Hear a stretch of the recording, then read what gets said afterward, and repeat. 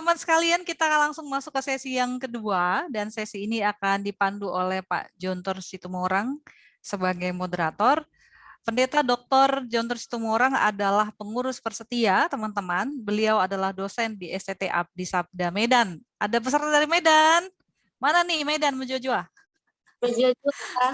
Mujua-jua, ada 2 orang kalau nggak salah dari STT Horas, Abdi Horas. Sabda ya. Iya, Kak. Horas. Habis Horas. Baik, kita langsung saja masuk sesi yang kedua. Saya persilakan Pak Jontor untuk memandu kita. Mari Bapak. Baik, terima kasih Bu Lenta. Selamat pagi menjelang siang Pak Suhaib Tahir. Terima kasih atas kesediaan Bapak untuk memberi masukan sebagai narasumber untuk para mahasiswa kita dari seluruh Indonesia. Yang hadir dalam kegiatan ini ada sekitar 125 ya, 125-126. Mungkin sebagian ini lagi minum atau istirahat, makanya angkanya 119. Ya, saudara-saudara sekalian, kita akan memasuki sesi yang kedua dengan judul Radikalisme dan Kaum Muda. Ya, Pak Suhaib Tahir ini masih muda. Masih muda, jangan takut, masih muda. Karena masih kelahiran belum 1940-an ya. Tapi mungkin dari teori generasi, kami berdua ini mungkin sudah masuk ke baby boomer kali ya. Sementara kawan-kawan ini sudah generasi Z atau generasi milenial.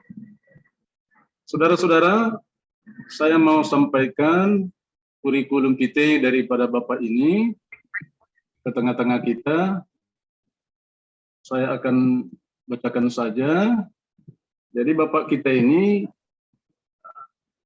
sehari-harinya bekerja di BNPT Pak ya, yaitu sebagai bidang pencegahan, perlindungan, dan deradikalisasi BNPT.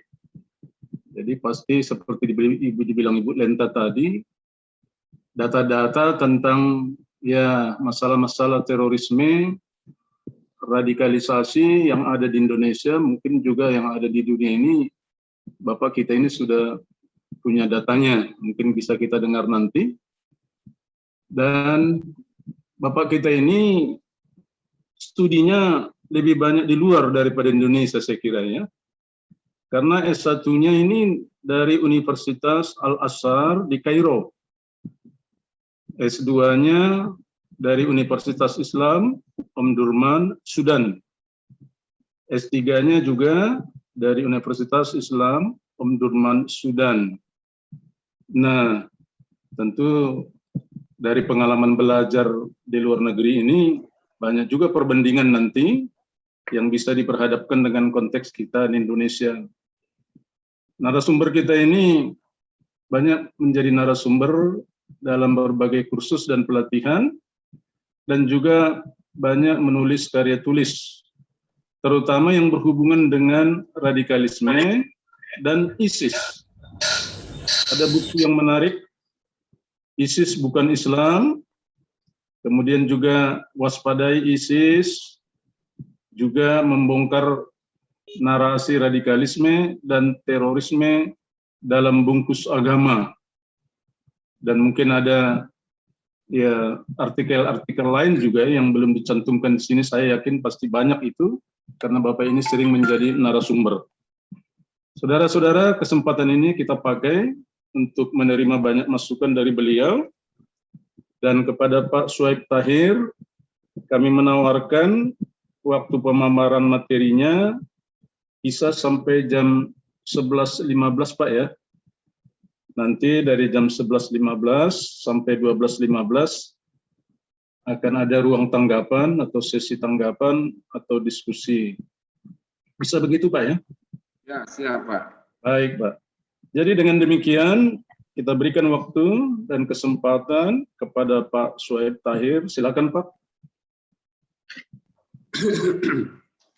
Assalamualaikum warahmatullahi wabarakatuh. Salam semuanya, salam sejahtera kepada seluruh rekan-rekan dan saudara-saudara semua dari mahasiswa teologi di seluruh Indonesia.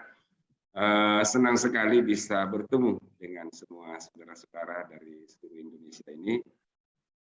Terima kasih yang setinggi-tingginya ya, karena telah diundang, DNPD telah diundang untuk hadir dalam acara ini. Ini merupakan sebuah momentum dan kesempatan yang baik untuk bisa kita saling sharing pengetahuan dan sharing pengalaman, dan juga nanti menanyakan atau diskusi tentang hal-hal yang terkait dengan masalah radikalisme. Sesungguhnya yang semestinya yang hadir di sini adalah pimpinan saya, Bapak Brigjen Pol Nur Wahid, tetapi beliau lagi sedang mengikuti upacara pelantikan di DNPT, jadi beliau menyarankan kepada saya untuk mengikuti dan menggantikan beliau pada posisi ini. Seperti tadi yang disampaikan oleh Pak Moderator, Pak Pendeta Contor, ya memang saya lebih banyak di luar negeri, jadi kalau bahasa Indonesia saya kurang bagus mohon dimaklumi saja kan. Apalagi saya juga dari Sulawesi ya tahu sendiri dari Sulawesi bahasa Indonesianya kadang lepotan gitu kan ya. Saya juga banyak di luar, jadi ya begitulah bahasa Indonesia saya tidak sesempurna dengan orang yang belajar di Indonesia. Saya terus terang bahwa berkumpul dan bertemu dengan teman-teman dari Nasrani bukanlah sesuatu yang yang biasa-biasa saja buat saya. Mungkin di kalangan orang lain jarang ya, apalagi seperti lulusan saya yang dari Al-Azhar ya, dan dari Islamic University mungkin jarang kumpul dengan teman-teman seperti ini. Tapi kalau saya secara pribadi, alhamdulillah itu sering kumpul karena saya memang lebih senang berinteraksi dengan orang yang beda dengan saya, ya beda agama dengan saya. Ketika saya di Mesir, saya lebih banyak bertetangga dan akrab, bahkan menjadikan orang tua saya itu orang-orang Koptik, ya orang-orang Koptik kalau di Mesir itu dan di Syria dan juga di beberapa Afrika Utara itu kan kebanyakannya adalah Koptik ya, Ortodoks, bukan Katolik, bukan juga Protestan ya kalau di sana itu. Dan saya banyak akrab dengan dia dan saya sungguh senang bergaul dengan mereka dan berinteraksi dengan mereka karena mereka saya menganggap bahwa mereka sangat sopan dan mereka jujur, mereka sangat menghargai orang lain. Jadi saya senang berinteraksi dengan mereka. Saya juga pernah bekerja di kedutaan. Jadi kalau saya membawa pengusaha-pengusaha dari Koptik itu, ya senang rasanya dengan orang-orang Koptik itu, orang-orang Kristen itu, karena ada rasa bersaudara dan kasih sayang yang selalu ditampakkan oleh mereka. Kemudian saya juga, mertua saya juga Kristen semua, ya Kristen semua mertua saya di Filipina. Ya. Jadi saya istri saya orang Filipina, ya. Jadi keluarganya itu masih umumnya semuanya masih Kristen semua. Jadi berinteraksi dengan orang Kristen itu adalah sesuatu yang alhamdulillah sudah sering. Jadi bukan yang pertama, dan seringlah kumpul dengan orang-orang Kristen, mertua dan adik ipar dan lain sebagainya masih Kristen semua di Filipina itu, kecuali istri saya. Bapak-bapak dan teman-teman semuanya yang saya muliakan, kalau kita berbicara tentang radikalisme dan terorisme di kalangan anak muda, ya mungkin ada sesuatu hal yang paling penting kita pahami dulu lebih awal, ya. Tentu salah satu masalah yang jadi tren sekarang di Indonesia ini yang sering dibahas adalah masalah radikalisme dan terorisme, ya, karena ini menjadi fenomena baru di negeri kita ini yang sebelum-sebelumnya mungkin kalau kayak Pak Jontor mungkin tahun-tahun 80-an belum begitu syarat pembicaraan masalah ini ya, tetapi akhir-akhir ini mungkin hampir setiap hari ada diskusi, ada seminar tentang radikalisme. Kalau dulu mungkin tidak ada Pak ya Jontor ya, di masa-masa saya dengan Pak Jontor ini tidak ada pembahasan masalah radikalisme dengan terorisme. Tetapi sesungguhnya masalah ini di Timur Tengah sudah dibahas dan sudah ramai di sana.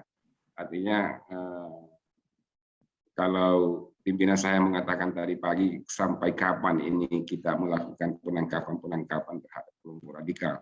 Bagaimana menyelesaikannya? Saya bilang kalau di Mesir dari tahun 80-an Pak sudah dilakukan penangkapan dan tidak ada habis-habisnya, gitu kan. Sampai sekarang masih tumbuh berkembang terus ya, ditangkap satu tumbuh 1000 gitu kan ya. Nah, inilah juga yang masalah yang kita hadapi di Indonesia. Jadi untuk pertama mungkin saya ingin menyampaikan bahwa sebenarnya fenomena radikalisme ini muncul dan terorisme ini muncul karena sikap intoleransi, ya, sikap intoleransi. Adanya sikap-sikap intoleransi ini yang dilakoni oleh setiap orang, ini yang cenderung membawa orang jadi radikal dan teroris. Nah, biasanya paham-paham seperti intoleransi ini muncul di tengah-tengah kita ini karena ada berbagai faktor ya, ada berbagai faktor. Mungkin karena faktor ekonomi atau politik dan lain-lain sebagainya sehingga muncul itu yang namanya intoleransi. Ada semacam threat ya, ada semacam threat, ada semacam ancaman kan yang dirasakan oleh orang tertentu, atau ada semacam ada pengaruh media sosial yang begitu kental di tengah-tengah kita.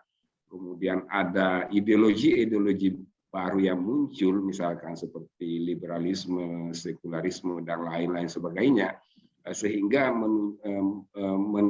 menciptakan rasa intoleransi dalam diri seseorang karena ada kekhawatiran, ada ketakutan dan lain-lain sebagainya. Anggaplah misalkan seperti beberapa waktu yang lalu ketika misalkan Ahok ingin menjadi gubernur, ya itu muncul sikap-sikap intoleransi yang begitu kental di tengah-tengah kita.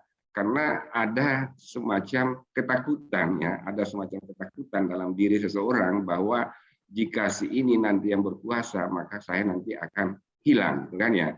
Sama juga misalkan seperti yang terjadi di New Zealand gitu kan, yang terjadi di New Zealand itu juga ada rasa takut jika misalkan umat Islam semakin banyak sehingga dia merasa ketakutan sehingga dia harus melakukan aksi-aksi untuk menekan laju perkembangan umat Islam di sana. Begitu juga di Amerika dan lain-lain sebagainya. Itu juga yang terjadi di negara kita. Ada kekhawatiran jika misalkan kelompok si A menguasai kelompok si B, itu yang membuat orang jadi intoleransi, kemudian jadi radikal, kan? Jadi radikal, ya radikal mungkin saya tidak perlu menjelaskan di sini tentang apa itu radikal, tadi sudah dibicarakan. Pintas saya mendengar bahwa ada radikal positif, ada radikal negatif ya. Tetapi kalau menurut pemahaman kami bahwa radikal yang ada di negeri kita ini adalah mereka yang memang ingin melakukan perubahan secara drastis. Mereka menentang misalkan Pancasila, mereka menentang Undang-Undang Dasar, mereka tidak mau mengaku orang lain, hanya mereka yang merasakan menganggap dirinya pas layak hidup di Indonesia. Itu adalah contoh-contoh pemikiran yang radikal ya. Nah, ekstremisme dan radikalisme ketika keduanya menyatu dan ada momentum ya, ada momentum yang memungkinkan untuk mereka melakukan aksi, maka jadilah dia teroris ya. Jadi ketika ada momentum yang pas untuk melakukan aksi, jadilah dia teroris.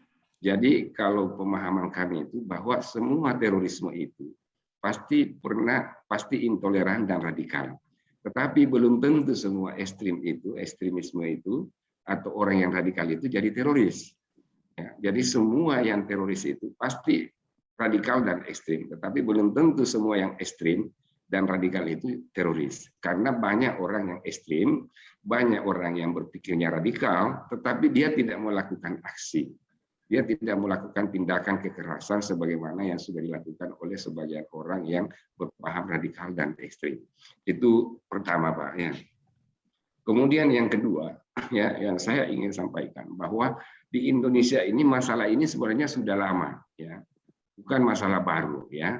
Dulu di Indonesia ada namanya DITI, ya, ada namanya NII yang secara tegas, kan, ingin menjalankan syariat Islam dan menolak Pancasila.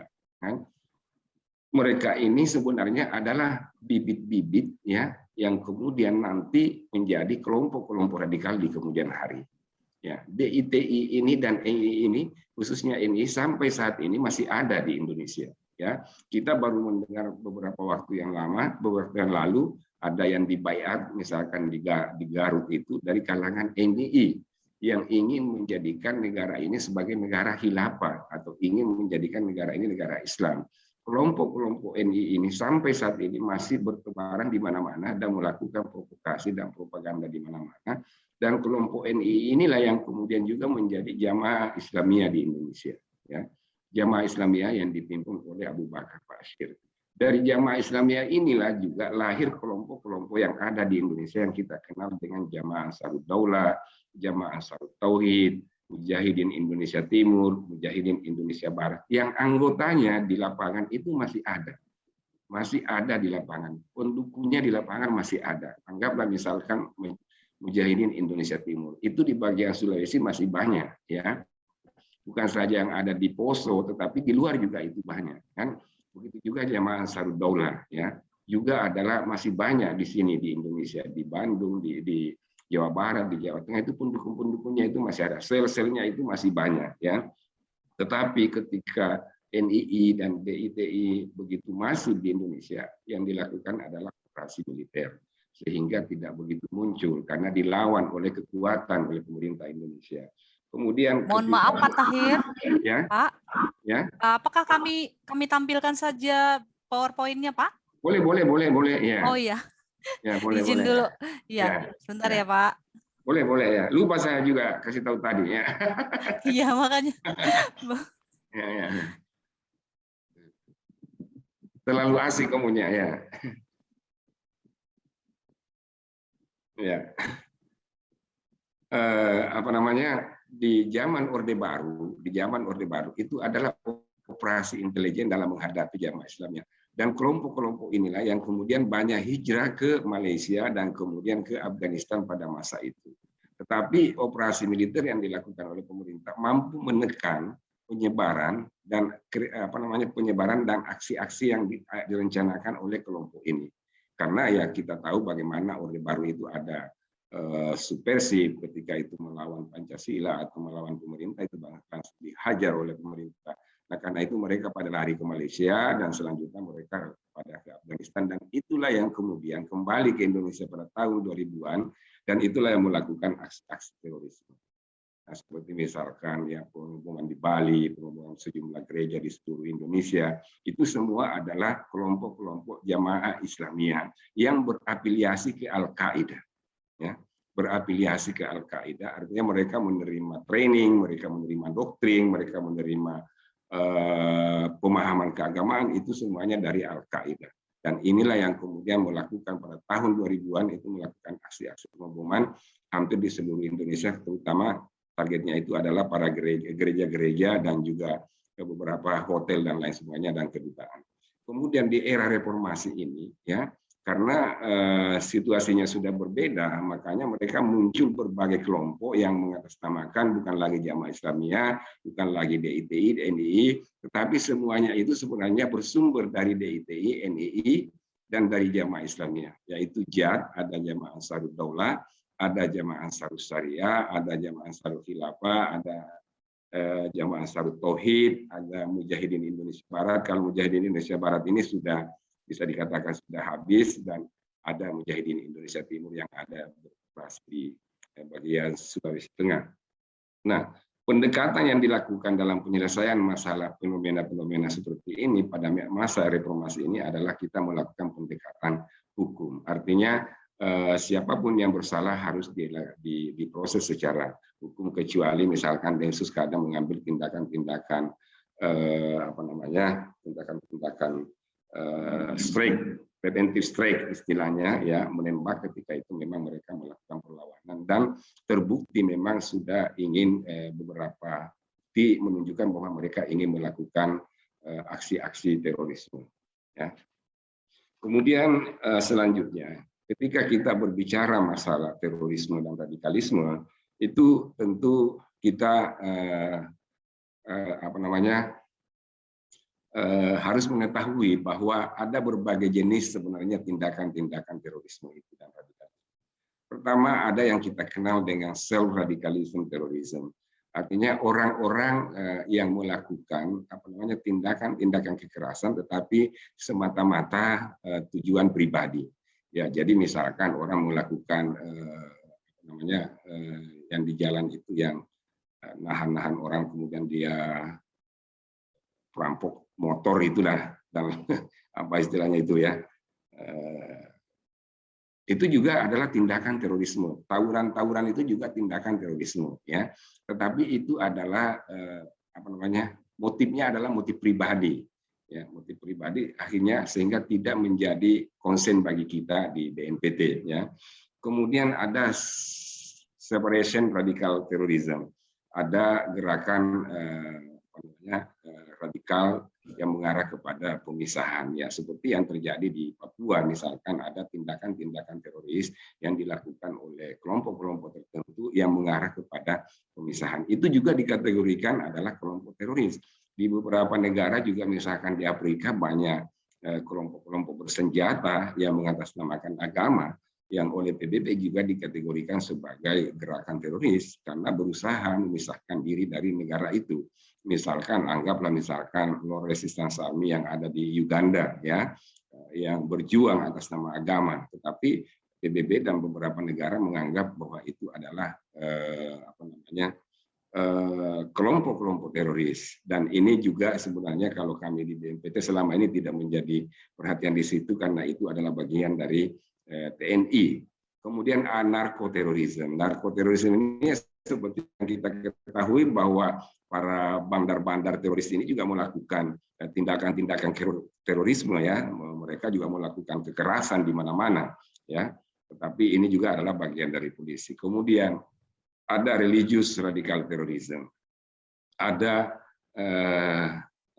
terorisme radikal terorisme yang tendensinya adalah agama.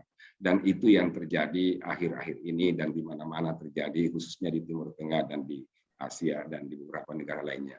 Ini adalah yang yang sekarang ini jadi perhatian orang, sehingga banyak negara yang mengambil berbagai macam kebijakan dan membelanjakan banyak uang untuk menyelesaikan fenomena religious radical terrorism itu.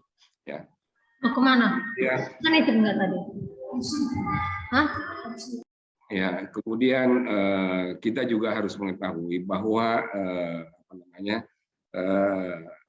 dalam perjalanan sejarah ini terorisme itu sudah ada, ya. Dulu kita ada mengenal anarchis wave, ya. Itu kemudian ada anti colonial wave itu kan, juga pada masa penjajahan itu juga banyak tindakan-tindakan terorisme. Kita kalau baca misalkan buku bagaimana Yahudi melakukan tindakan-tindakan terorisme pada era-era perang salib, dan juga bagaimana orang-orang salib melakukan tindakan terorisme terhadap orang-orang yang ada di timur, kan itu lebih pada anti-colonialism terrorism. Dan yang sekarang, yang gelombang sekarang pada tahun 80-an sampai saat ini adalah religious wave, artinya gelombang agama, di mana agama dijadikan sebagai alat untuk melakukan tindakan terorisme. Kalau kita perhatikan misalkan di Timur Tengah, baik itu di Mesir, di Syria, dan lain-lain sebagainya, itu semua kejadian-kejadian terorisme itu adalah atas nama agama. Di Saudi juga tahun 70-an, ya, di Mesir, di Aljazair, semua adalah kelompok-kelompok agama yang menamakan dirinya akan melakukan perubahan dan penegakan syariat Islam dan lain sebagainya. Mereka inilah yang melakukan tindakan-tindakan terorisme di Indonesia, di negara itu, dan itu yang berpengaruh sampai di Indonesia saat ini. Adalah semua mereka berjuang atas nama agama dengan melakukan tindakan terorisme. Kemudian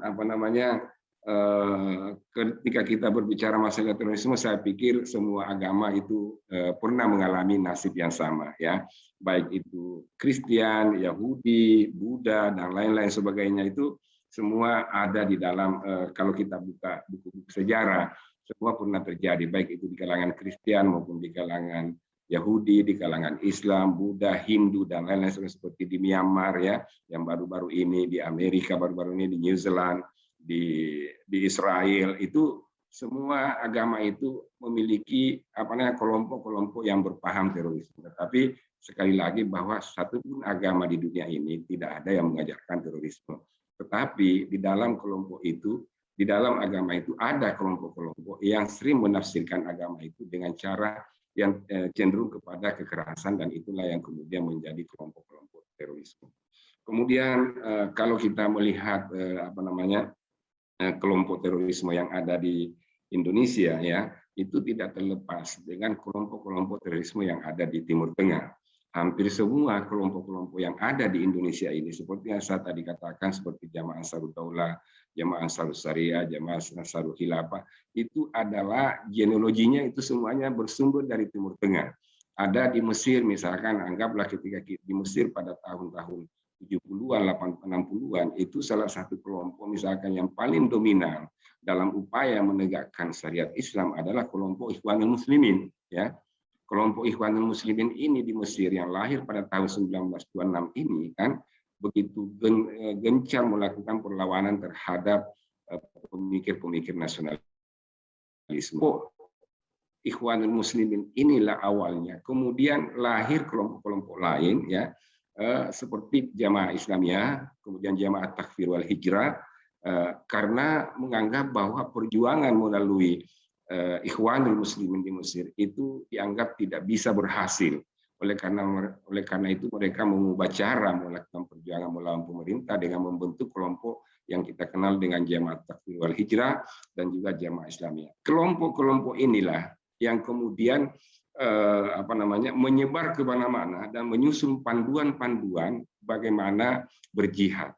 Itulah yang kemudian sampai ke Indonesia dan diikuti oleh Jamaah Islamiyah yang ada di Indonesia. Buku-buku mereka inilah yang disusun dalam satu buku, ya. Itulah yang mereka jadikan misalkan di Jamaah Islamiyah di sini. Begitu juga Jamaah Ansarud Daulah, begitu juga Ansarud Khilafah, Ansarud Tauhid dan lain-lain semua. Buku-buku mereka inilah yang lahir dari yang diterbitkan atau dikeluarkan oleh kelompok-kelompok Jamaah Takfir wal Hijrah, Jamaah Islamiyah di Timur Tengah, di Mesir yang awalnya di Mesir kemudian sampai ke Jordan, Palestina dan lain-lain sebagainya. Buku-buku mereka inilah kemudian yang dibaca oleh orang-orang yang ada di Indonesia, dan itulah yang menginspirasi mereka untuk membentuk kelompok-kelompok jihad yang ada di Indonesia ini yang sampai saat ini masih eksis. Jadi apa yang ada di Timur Tengah, ya, apa yang terjadi di Timur Tengah itu sangat erat kaitannya dengan apa yang ada di Indonesia. Jika terjadi sesuatu di Timur Tengah, itu pasti berdampak kepada Indonesia karena mayoritas Muslim di sini dan mereka menganggap bahwa di Timur Tengah lah itu sumber segala perjuangan, ya. Di sana ada Palestina, kemudian baru-baru ini ada Afghanistan yang juga mungkin akan mempengaruhi kelompok-kelompok sel-sel yang ada di sini, ya. Misalkan seperti keberhasilan Taliban setelah beberapa tahun KO, ya, keberhasilannya untuk sampai mencapai kekuasaan itu bisa menginspirasi semua sel-sel yang ada di Indonesia yang selama ini diam-diam. Di Indonesia ini ada yang kita kenal misalkan dengan sel-sel tidur, ya, sel-sel tidur. Artinya mereka ini yang secara diam-diam mereka ini adalah mendukung gerakan-gerakan radikal teroris, tetapi dia tidak terlibat, ya. Artinya kapan-kapan dia bisa terlibat di situ ketika ada momentum yang bisa dimanfaatkan untuk melakukan tindakan teroris. Nah, banyak yang tidak jadi berangkat ke Syria, ya, karena ditahan oleh polisi, ya. Ini juga di Indonesia masih banyak, ya. Kemudian banyak yang pulang dari Syria dan Irak kemudian hijrah ke negara lain. Dia apakah dia orang Indonesia atau apakah dia orang Cina atau dari negara lain, dari Arab lain, itu banyak yang meninggalkan Irak dan Syria. Nah, kemenangan Taliban ini bisa mendorong mereka untuk kembali melakukan apa yang pernah dilakukan di Syria dan Irak. Nah, itulah salah satu dampak atas kemenangan yang yang dicapai oleh Taliban. Tetapi satu hal yang bisa kita harapkan dari Taliban adalah komitmen Taliban untuk tidak memberikan satu jengkal wilayah pun dari Afghanistan dijadikan sebagai basis latihan atau perjuangan kelompok-kelompok teroris yang ada di negara-negara Islam. Mudah-mudahan ini bisa diwujudkan dan Taliban komitmen untuk itu sehingga kelompok-kelompok radikal teroris yang ada di Indonesia tidak lagi berpikir untuk pergi ke Afghanistan untuk melakukan latihan dan lain-lain sebagainya dan kembali ke Indonesia melakukan aksi terorisme. Bagaimana, masih ada waktunya ya? Atau sudah habis? Silakan Pak, masih ada 15 menit lagi. Oh, masih ada 15 menit ya.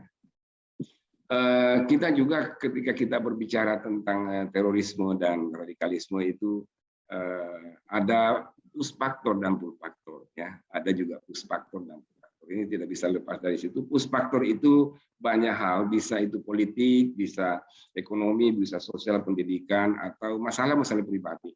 Hampir misalkan semua ya, hampir semua misalkan orang-orang yang pernah terlibat di dalam kelompok radikal terorisme atau mereka yang sudah yang sedang dideradikalisasi di kantor kami ya, dideradikalisasi di kantor kami ini ya, itu rata-rata karena faktor sosial ya.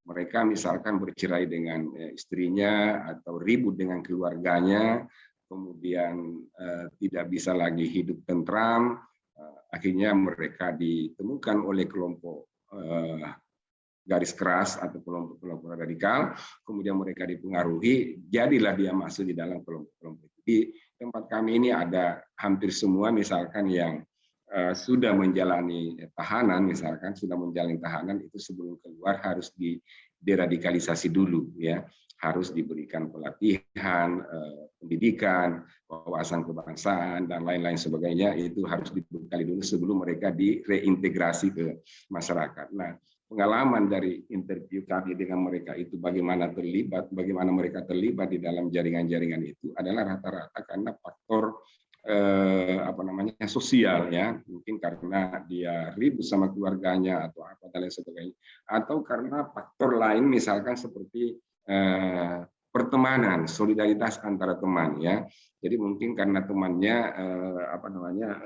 terlibat di dalam kelompok itu, akhirnya dia juga terlibat di dalam kelompok itu. Ya, dan anggaplah misalkan seperti yang terjadi di kemarin ini di Makassar itu kan pelaku pengeboman katedral di Makassar itu karena dendam atas penembakan yang dilakukan oleh Densus terhadap temannya itu. Jadi solidaritas antara teman ini juga sangat menentukan mereka terlibat di dalam satu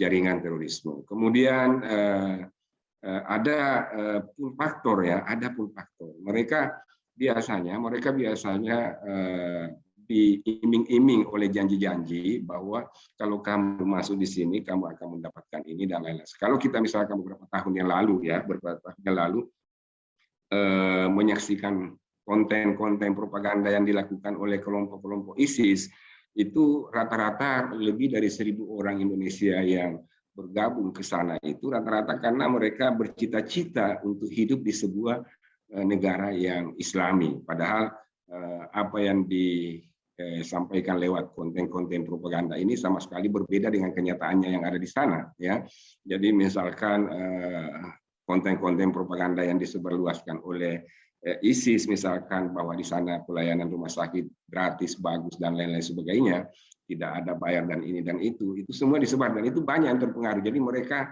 orang banyak masuk ke dalam jaringan itu karena sesuatu yang diidam-idamkan, cita-cita mereka hidup sejahtera, mereka hidup bahagia dan lain-lain sebagainya. Nah, inilah bahayanya juga propaganda. Saya misalkan biasanya memperhatikan konten-konten propaganda yang disebarluaskan oleh ISIS dan jaringan-jaringan ISIS yang ada di Indonesia beberapa tahun yang lalu, saya mengatakan bahwa ini tidak ada di sana, karena di sana itu tidak begini. Karena saya sering ke Syria, saya sering ke Irak dulu waktu masih tinggal di sana, jadi saya tahu bahwa kondisi di sana itu tidak seperti ini.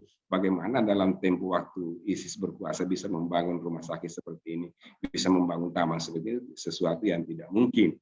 Jadi ini adalah, tetapi bagi orang Indonesia yang tidak pernah ke Timur Tengah itu bisa terpengaruh bahwa ini adalah betul satu kehidupan yang indah di sana, ya, di bawah negeri khilafah. Nah, ini persoalannya ini juga adalah masalah propaganda.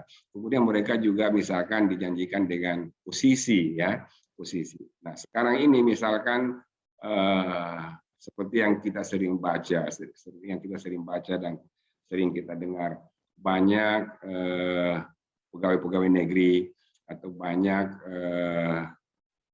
pensiunan-pensiun yang dari TNI dan polisi misalkan yang bergabung ke dalam suatu jaringan, ya, karena itu mungkin dijanji bahwa kamu kalau misalkan mendukung negara khilafah, kamu akan menduduki posisi ini nanti setelah negara khilafah berdiri. Akhirnya mereka tertarik untuk banyak pensiunan-pensiunan yang sudah begitu lama mengabdi di negara, tetapi kemudian dia pensiun, harapan sudah tidak ada lagi hidup dengan gaji pensiun saja, tetapi kemudian dijanji dengan posisi bahwa nanti kalau negara khilafah berdiri atau negara Islam berdiri di Indonesia, kamu akan menempati posisi-posisi ini, dan akhirnya mereka tertarik untuk bergabung di dalam kelompok-kelompok radikal itu.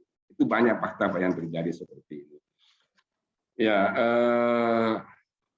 salah satu ciri-ciri kelompok-kelompok radikal di Indonesia ini seperti yang sering kita mungkin juga sudah sering disebut tadi, itu ya masalah pemikiran tentang takfiri, ya.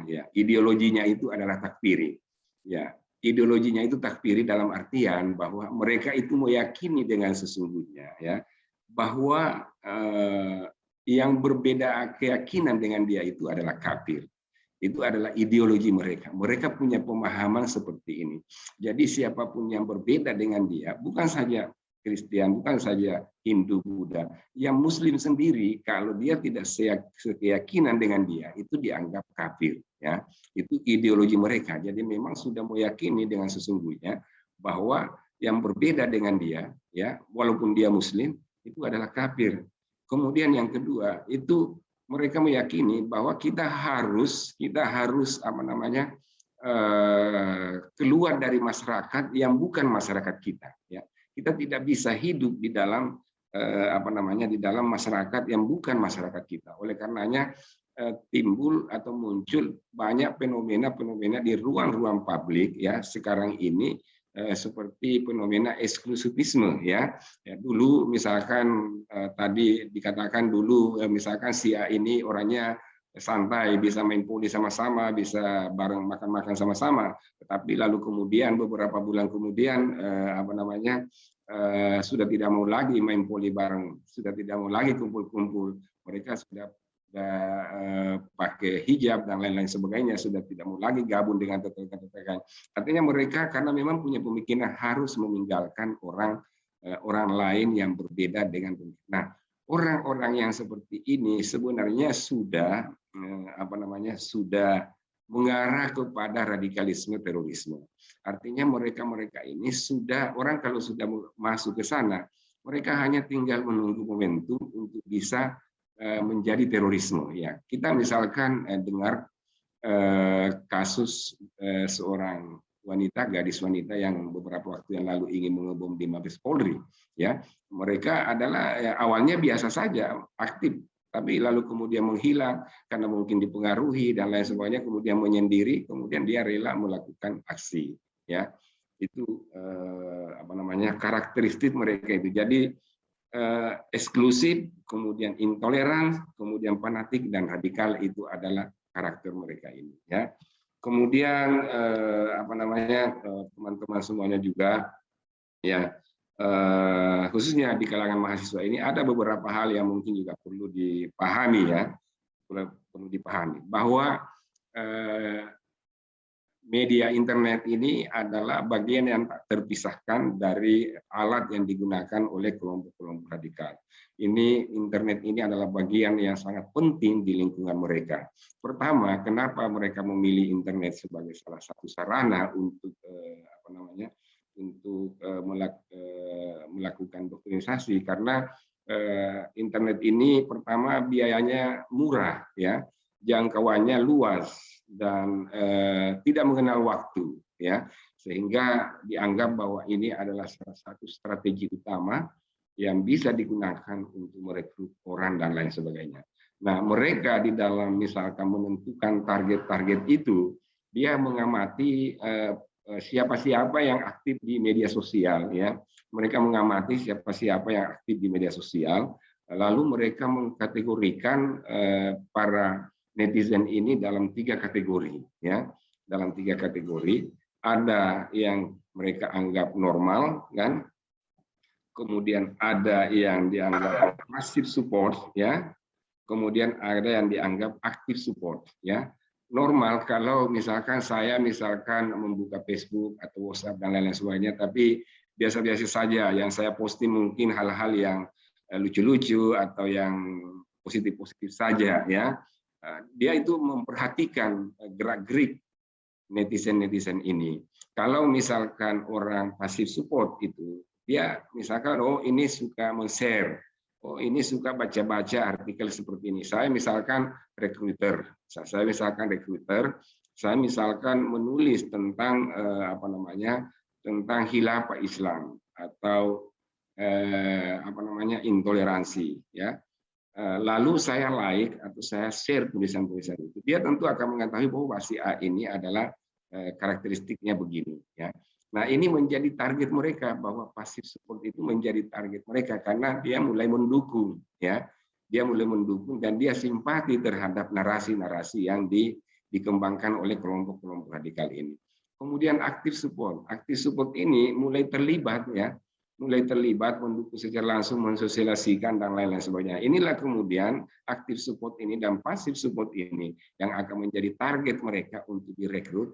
Pertama mungkin di say hello atau diajak berbisnis atau apa dan lain-lain sebagainya, atau diajak pengajian atau macam-macam lah kegiatan-kegiatan yang yang menarik untuk diikuti oleh si A tanpa ada praduga lain, ya. Nanti setelah mereka gabung lama-lama kemudian mereka didoktrin dan akhirnya masuk di dalam kelompok itu. Nah, saya pikir bahwa akibat daripada media sosial ini, pengaruh daripada media sosial ini, kalau kita memperhatikan survei yang dilakukan oleh berbagai lembaga-lembaga survei di Indonesia itu cukup memprihatinkan, ya. Misalkan akibat daripada narasi-narasi ini, propaganda-propaganda yang disebar oleh kelompok-kelompok radikal ini, misalkan di Indonesia ada sekitar 63% guru yang beropini bahwa beropini intoleransi, ya. Itu ada sekitar 63%. Ini sebagaimana yang disampaikan oleh PPIM UIN, ya, 2018, bahwa ada 63% guru yang sudah mulai beropini intoleransi. Nah, ini guru negeri, ini guru-guru negeri, Pak, ya kan. Kemudian ya seperti yang pernah kita dengar juga ada 3% TNI yang mulai terpapar dengan paham-paham radikal terorisme, ya. Kemudian ada 7 kampus, sebenarnya bukan 7 kampus saja, banyak kampus, Pak, yang mulai banyak kelompok-kelompok radikal yang ada di dalam kampus itu. Kemudian ada mahasiswa-mahasiswa misalkan seperti yang dilakukan oleh CISPOM, ya, penelitian ada 36% mahasiswa yang mulai mendukung berdirinya negara khilafah, ya. Ada 19% PNS, ya, yang sudah tidak setuju dengan Pancasila. Ini penelitian yang dilakukan oleh Alfara. Nah, fenomena ini terus berlanjut dan ada sampai sekarang, ya. Dan itu kita bisa melihat bagaimana reaksi-reaksi mereka, ya, terhadap kebijakan-kebijakan pemerintah yang mengarah kepada bagaimana penegakan toleransi di kalangan guru atau di universitas dan lain-lain sebagainya. Ini cukup banyak, Pak, bukti-bukti yang menunjukkan bahwa masih banyak eksis, ya, di Indonesia, ya. Bagaimana, Pak? Apakah waktunya sudah cukup atau belum? Hah? Mungkin sudah cukup, Pak. Ya, kalau lewat pertanyaan nanti mungkin bisa Bapak jelaskan lebih lanjut lagi. Saya kalau misalkan memang waktunya sudah ini, Pak, sudah cukup, saya akhiri di sini. Nanti kita mungkin bisa tanya jawab lagi, ya. Iya.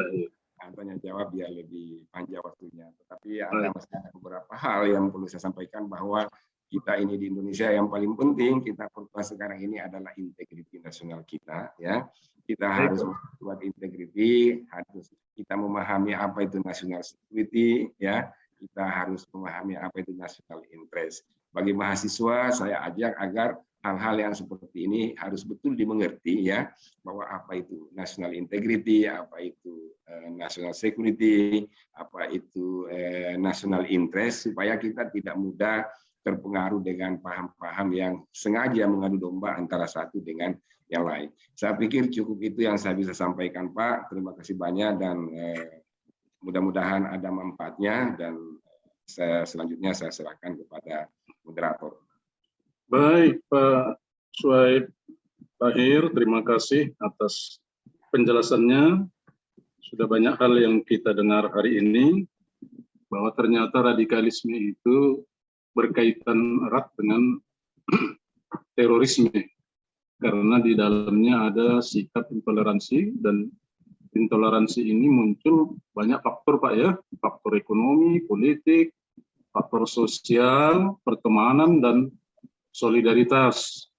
Tapi juga faktor historis ada, di mana ada pengaruh atau dampak dari DI, DI, dan NI yang ternyata sampai sekarang masih ada di lapangan dalam bentuk kelompok-kelompok yang namanya baru mungkin, Pak ya. Nah, dan kelompok-kelompok teroris di Indonesia ini menurut Pak narasumber kita ternyata berkaitan erat dengan kelompok-kelompok teroris di Timur Tengah. Dan dari sanalah mereka menyebar panduan-panduan, strategi-strategi dengan menggunakan internet. Karena internet ini begitu mudahnya digunakan dan bisa beroperasi setiap saat, siang dan malam begitu. Kemudian ada korban-korban yang menjadi pelaku karena ada janji-janji untuk mendapatkan sesuatu dari kelompok itu. Apalagi kalau nanti negara khilafah yang direncanakan atau dirindukan itu terwujud, maka mereka bisa menduduki posisi-posisi tertentu yang mereka anggap itu sangat menggiurkan. Mungkin begitu kira-kira. Baiklah, saudara-saudara sekalian, kita sudah mendengar banyak masukan dari narasumber kita.